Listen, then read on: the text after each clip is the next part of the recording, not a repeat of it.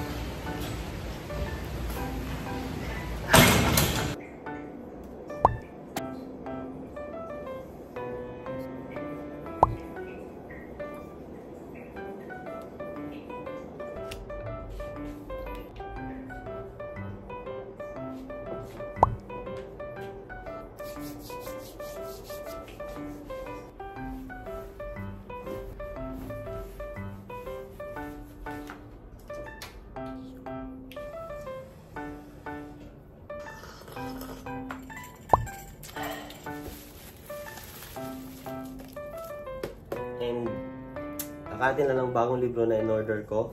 So, marang na time ko basahin. So, marami to guys.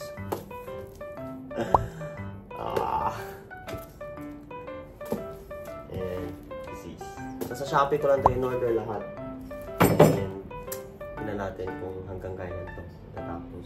So, ito kasi parang one way of alam mo yun, good habit na binild ko since I was in the Philippines, and yun, nakakatulong talaga siya sa akin para din tawag dito, ma-boost yung mental health ko. Actually, not for the sake na mental health lang din, kumbaga for my self-improvement, confidence, how I build personal relationship with other people, and you know, napanood ko kasi parang way back pa, my mentor said na one of the things that billionaires do is reading books. So, alam mo, di ba? Maging mayaman tayo. And I have some biscuits here. So, thanks to my beshi, Karen. Bagay siya for coffee.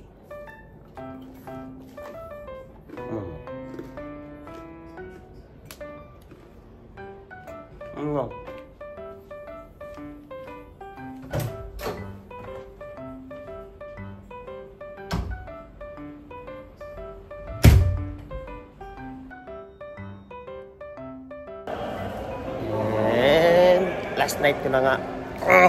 Hindi na masyadong malamig. Tag-ulan na. So, doon. Miss ko to kung pumapasok ako ng gabi and nagigising ng minsan late and minsan maaga. So, pag night shift ka kasi, minsan, di ba, hindi ka makakatulog. Kasi, lalo na pag may maingay, may disturbo. So, yun. And since like last night ko na nga, sinadya ko talagang late akong papasok. Punta mo, yan. Dapat dyan, maraming nagbabantay. Dyan o, papatawid. So, last night naman. So, excited ako mag day shift. Kasi guys, gusto ko yung mag-day shift ako kasi gusto ko yung maganda yung tulog ko. And then, paggagala ako din, at least hindi ako parang lutang or zombie mode pag nasa galaan ako. So, yun, isa din yung rason kung bakit ako nag-day shift.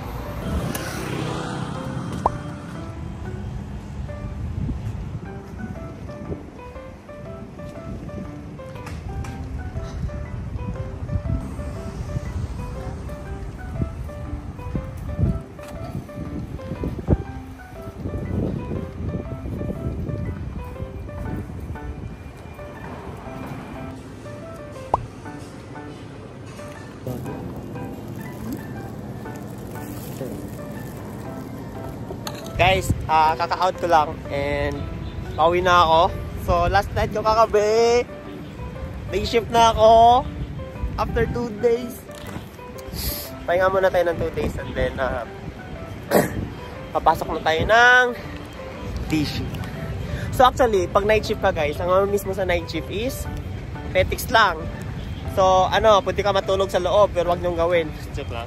Ano lang kasi, pag sa gabi kasi, walang masyadong boss. Yung lang doon is mga leader or supervisor.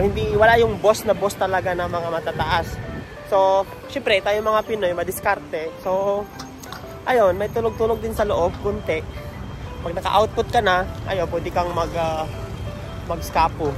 Huwag ka lang magpahagip sa camera para hindi ka maripat.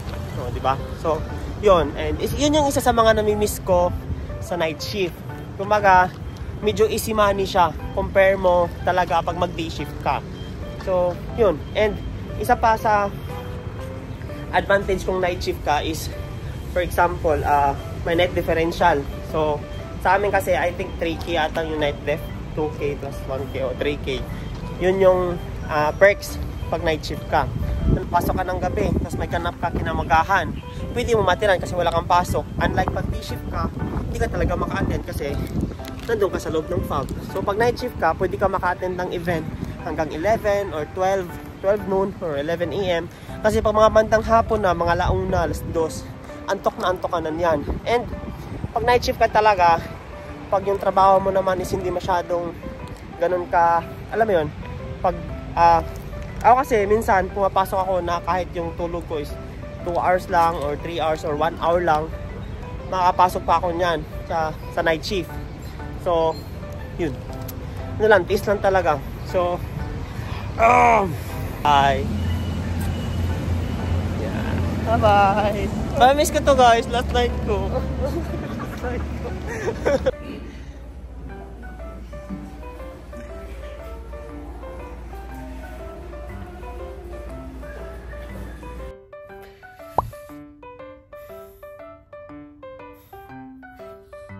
Bye-bye, day shift na ako. Video yan? Good morning guys, and first day ko nga ngayon as day shift. As nakita nyo naman, diba? So, hindi na siya madilim. Maliwanag kasi it's already 7 in the morning and naglalakad na ako papuntang FAB. So, kaya na nga, nagising ako ng mga around 3 AM kasi nag-adjust ako sa tulog. So, yun yung isa sa mga struggles pag mag-change ka ng shift from being night shift to day shift kasi mag-change ka talaga ng routine mo. Yung routine mo ng gabi, maging routine mo siya sa umaga. So, pero part of, alam mo yun, as factory worker and basic lang yan. And since gusto natin mag-day shift, yaka-yaka yan.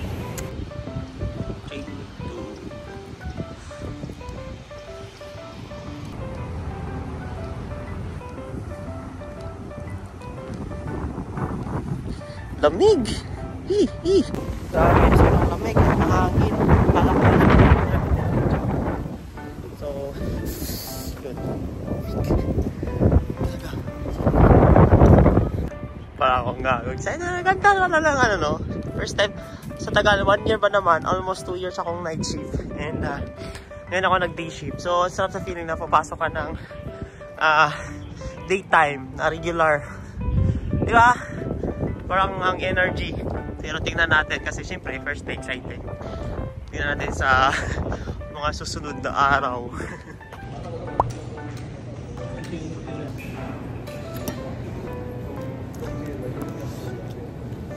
Ito. Oo, okay. Laki naman yung suwakan natin. Oo, yun ba?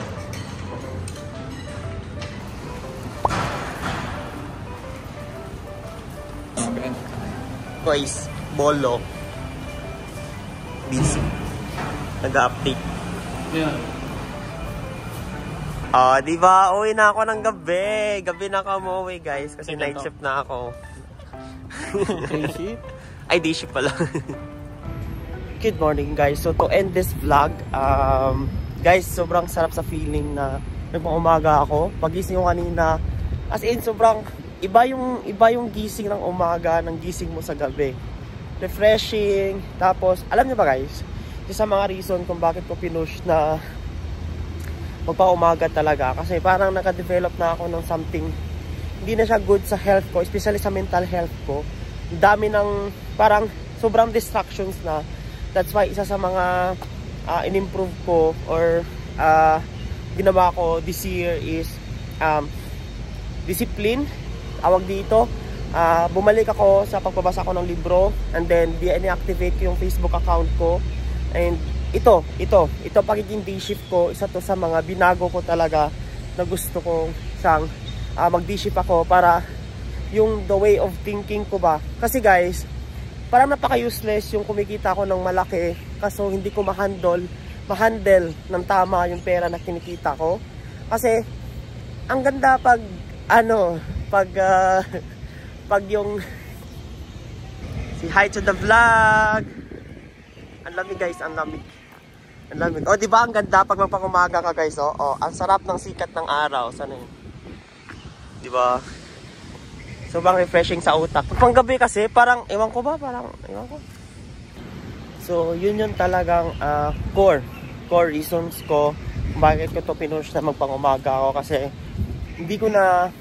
gusto ko makapag-save this year talaga ng mas malaki pa sa expected ko. Kasi gusto ko i-maximize yung pag-vlog. Gusto ko i-maximize yung other sources of income ko. Kasi hindi ko ma-achieve yung financial goals ko if mauwasa lang ako sa sahod ko na kinikita ko ngayon dito sa Taiwan. Although malaki siya, pero ang dami ko na expenses, guys. At ayaw ko naman natipirin yung sarili ko dito sa Taiwan, like hindi na ako kumakain ng ganito, hindi ako mag-travel. Kasi it's just one way of, alam mo yun, i-enjoy ko yung buhay ko. Kasi hindi na ako bumabata eh. So, while giving my family the utmost support, yung may pinapaaral ako, nagbibigay ako ng allowance, ayaw ko naman i-deprive yung sarili ko sa mga gusto kong gawin sa buhay. Kasi hindi na tayo bumabata. So, ang best way talaga na parang naisip ko din is kailangan ko magdagdag ng other sources of income. Kaya ako nag-YouTube, kaya ako nag-invest sa stocks, kaya ako nagbabasa ng libro. Kasi I want really more. So that's why sabi ko, kung night shift ako, tapos ganito yung parang naging epekto sa utak ko na parang nalilesen yung productivity ko. Ayun, yun yung term. Nalilesen yung productivity ko. Better na kailangan ko mag-push ng morning shift para at least iba yung freshness ng utak or ng katawan pag day shift. So yun lang, guys. So thank you so much for watching this vlog. So yun lang para ma-close ng vlog na to kasi sobrang haba na. As I always said, always believe in yourself and God is good all the time and all is well. And sa mga nag-a-apply dyan, guys, God bless and good luck. And POV ko lang yon yung sinasabi ko. And nagdidepende pa rin yan sa inyo. So again, hindi basihan yung pagiging malaki yung income para makapag-save ka, para maging mayaman. It's really not true. As in, I experience it ngayon. Malaking kinikita ko pero nahihirapan pa rin ako in terms of my finances. Pero sa unti-unti, dinidisiplina ang sarili, di ba? So, ma-achieve natin yan. Bye-bye!